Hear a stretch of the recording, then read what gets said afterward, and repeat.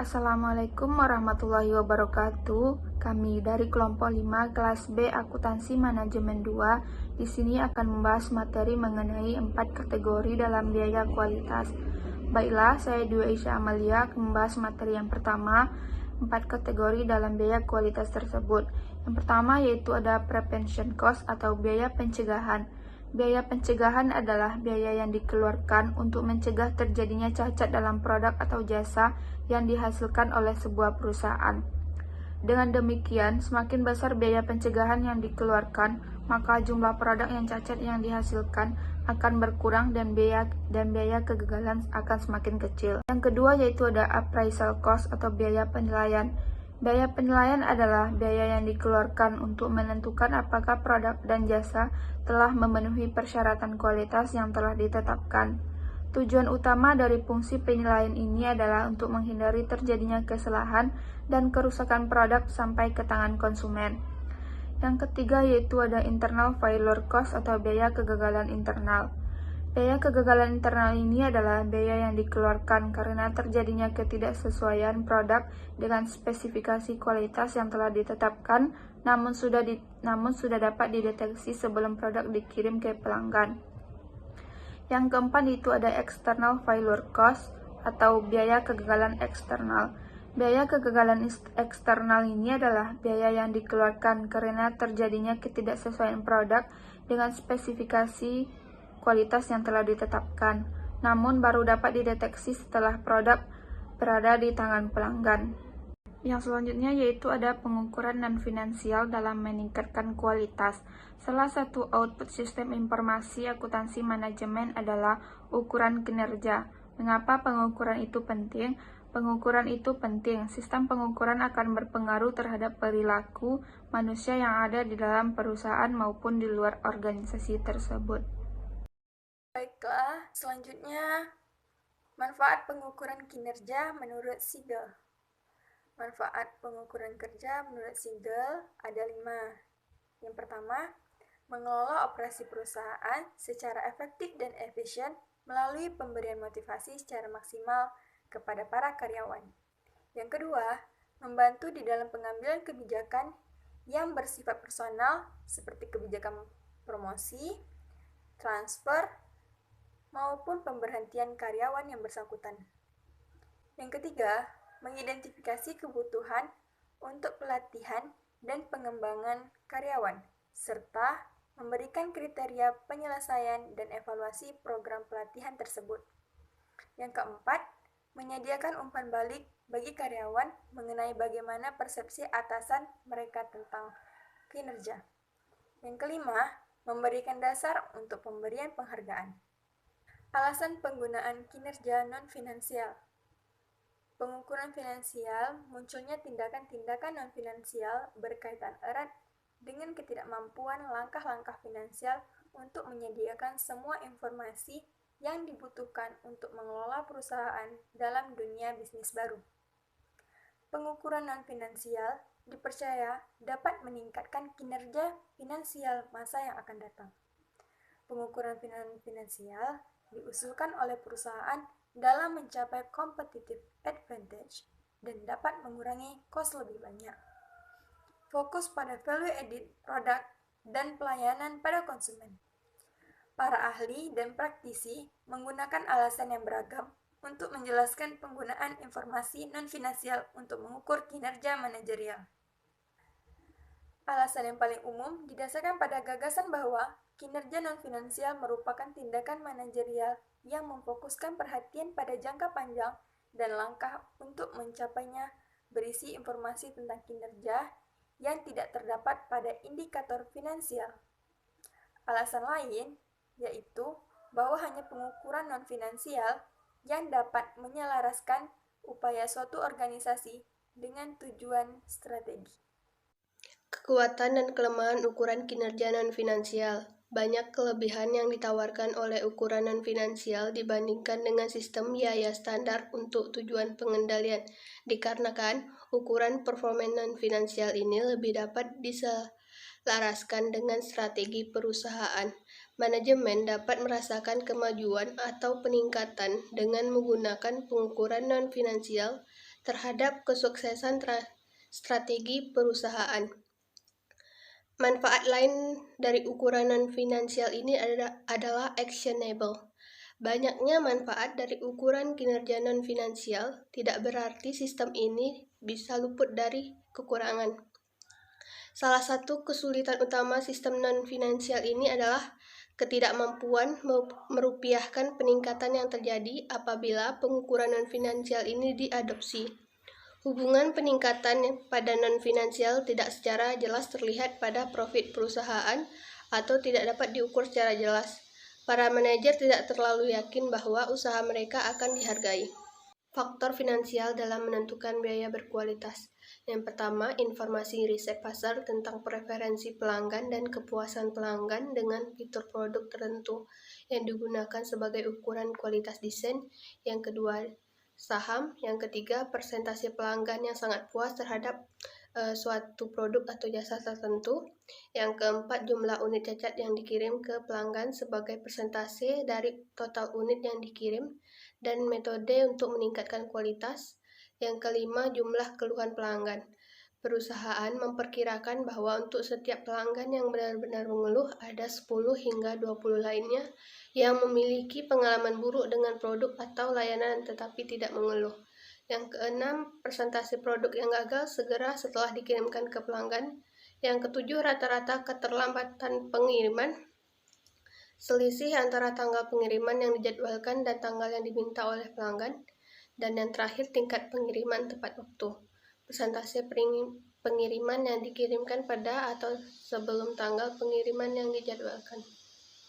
Faktor non-finansial penentu biaya kualitas. Terdapat 4 faktor non-finansial penentu biaya kualitas. Yang pertama adalah persentase produk cacat yang diproduksi. Yang kedua adalah persentase produk yang dikerjakan ulang. Yang ketiga adalah jumlah jenis barang cacat yang dianalisis dengan menggunakan diagram kendali, diagram Pareto, dan diagram sebab akibat. Dan yang terakhir, faktor yang terakhir adalah jumlah perubahan desain dan proses yang dibuat untuk meningkatkan kualitas desain atau mengurangi biaya kualitas. Baiklah, pokok pembahasan selanjutnya mengenai customer response time. Apa sih customer response time? Customer response time adalah waktu yang diperlukan oleh suatu perusahaan untuk menyelesaikan suatu pesanan yang dihitung sejak saat pelanggan membeli produk tersebut hingga produk tersebut sampai ke tangan pelanggan. Belakangan ini, semua perusahaan sedang gencar memperhatikan customer response time ini. Mengapa? Karena untuk mendapatkan keunggulan kompetitif. Jika suatu perusahaan itu menyelesaikan suatu pesanan semakin cepat, maka akan memberikan dampak yang lebih baik. Masyarakat sekarang ini menginginkan suatu layanan yang lebih cepat. Toleransi mereka akan waktu makin kecil. Oleh karena itu, mereka menyukai layanan yang lebih cepat. Perusahaan yang menyediakan pelayanan yang lebih cepat akan unggul dari perusahaan lain dan akan disukai oleh konsumen. Bagi perusahaan, layanan yang cepat ini akan memberikan 2 dampak. Yang pertama adalah total biaya akan semakin kecil. Yang kedua adalah pendapatan akan meningkat. Dua hal ini akan menyebabkan laba perusahaan semakin optimal. Selanjutnya yaitu customer response time. Di sektor publik atau pemerintah, titik berat dari penerapan manajemen customer response time berbeda dengan di sektor swasta. Tujuan sektor publik menerapkan manajemen CRT bukan untuk mengoptimalkan pendapatan atau memaksimalkan laba, bukan pula untuk memperoleh keunggulan kompetitif dibandingkan dengan pesaingnya, karena instansi pemerintah tidak memiliki pesaing. Tujuan utama penerapan manajemen customer response time di sektor publik adalah untuk menekan biaya dan memaksimalkan kepuasan masyarakat. Semakin sedikit waktu yang diperlukan untuk menyelesaikan suatu jasa layanan kepada masyarakat akan meningkatkan kepuasan masyarakat yang dilayani. Selain itu, biaya yang dikeluarkan juga akan berkurang karena tim drive yang mengecil. Selanjutnya, bottleneck. Bottleneck merupakan suatu kondisi yang dapat terjadi pada kegiatan operasional suatu usaha. Secara sederhana, kondisi bottleneck atau leher botol diilustrasikan sebagai ketidakmampuan suatu unit usaha dalam mengelola sumber daya yang dimiliki dengan baik. Kondisi ini dapat terjadi karena 2 faktor. Faktor pertama yaitu jumlah bahan baku yang perlu diolah oleh unit usaha jauh lebih tinggi daripada sumber daya manusia atau peralatan yang tersedia untuk mengolah bahan baku tersebut. Kemudian faktor kedua yaitu unit usaha yang tidak memiliki proses pengolahan produk yang efektif dan efisien. Manajer operasional memiliki tanggung jawab untuk membentuk proses yang dapat menghasilkan produk yang sesuai dengan kebutuhan dan keinginan konsumen, menggunakan sumber daya yang tersedia berdasarkan keputusan proses yang ditentukan. Selanjutnya, manajer operasional dihadapkan pada tantangan apakah proses tersebut dapat dilakukan tanpa terjadinya bottleneck. Strategi tata letak atau layout strategis merupakan keputusan lain yang perlu ditentukan oleh manajer operasional dalam rangka meningkatkan efektivitas dan efisiensi dari proses pengolahan sumber daya menjadi produk pada rangkaian kegiatan operasional usaha. Heiser, Render, dan Muson memaparkan bahwa tujuan dari strategi tata letak adalah membentuk suatu tata letak yang efektif dan efisien dalam rangka mencapai keunggulan kompetitif. Selanjutnya ialah apabila dikelompokkan ke dalam kelompok besar, keputusan strategi tata letak manajer operasional dikelompokkan menjadi 3. Yang pertama ialah fixed position layout atau disebut dengan tata letak tetap, dan yang kedua adalah proses orientasi layout atau disebut dengan tata letak berorientasi proses, dan yang ketiga adalah product oriented layout atau disebut dengan tata letak berorientasi produk. Yang pertama adalah tata letak tetap atau fixed position layout merupakan strategi tata letak yang umum digunakan unit usaha yang menghasilkan produk pada suatu titik tertentu dalam pabrik, dengan faktor produksi keluar dan masuk ke dalam titik tersebut untuk menghasilkan suatu produk. Apabila diilustrasikan, tata letak tetap umum ditemukan pada unit usaha di sektor pertanian, perkebunan maupun peternakan. Kemudian titik untuk menanam tanaman atau memelihara hewan telah ditentukan pada suatu lahan dan sulit untuk dipindahkan.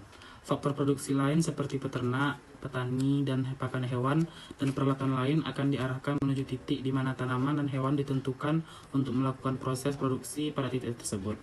Terakhir, produk yang telah dihasilkan seperti buah, susu akan dikeluarkan dari titik tersebut untuk didistribusikan kepada konsumen. Yang kedua ialah tata letak berorientasi proses atau proses oriented layout, merupakan tata letak yang dapat ditemukan pada unit usaha yang menghasilkan variasi jenis produk yang beragam. Namun, dalam jumlah rendah, tata letak ini memungkinkan beberapa jenis produk dari aplikasi tata letak berorientasi proses dapat ditemukan pada unit usaha di sektor jasa. Salah satunya rumah sakit. Berbagai jenis pasien dapat diarahkan menuju poli yang berbeda, sesuai dengan keluhan penyakit pasien. Sumber daya operasional seperti dokter, peralatan medis pada masing-masing poli telah disesuaikan dengan kategori poli yang bersangkutan, sehingga masing-masing pasien mendapatkan peralatan sesuai dengan penyakit yang diderita. Yang terakhir ialah tata letak berorientasi produk atau produk orientasi layout, merupakan tata letak yang dapat ditemukan pada unit usaha yang menghasilkan sedikit variasi jenis produk namun diproduksi dalam jumlah besar. Tata letak ini diilustrasikan sebagai penataan sumber daya produksi atau manusia dan peralatan dalam suatu aliran tertentu di dalam pabrik, dengan bahan baku yang akan bergerak secara bergiliran dari work center pertama hingga akhir. Masalah bottleneck umum ditemukan pada tata letak berorientasi produk. Tata letak ini memang memungkinkan jumlah produksi yang besar, namun apabila salah satu work center mengalami masalah, produk work in progress akan terhambat pada work center tersebut. Dan apabila aliran bahan baku tidak dihentikan, maka jumlah bahan baku yang tidak diolah akan jauh lebih tinggi dibandingkan kapasitas work center. Untuk mengolah bahan baku tersebut, berdasarkan kondisi tersebut, kehandalan dan strategi pemeliharaan yang baik sangat dibutuhkan pada tata letak berorientasi produk. Sekian hasil diskusi kami dari kelompok 5. Mohon maaf apabila terjadi kesalahan pengucapan kata dan kami ucapkan terima kasih atas perhatiannya. Wassalamualaikum warahmatullahi wabarakatuh.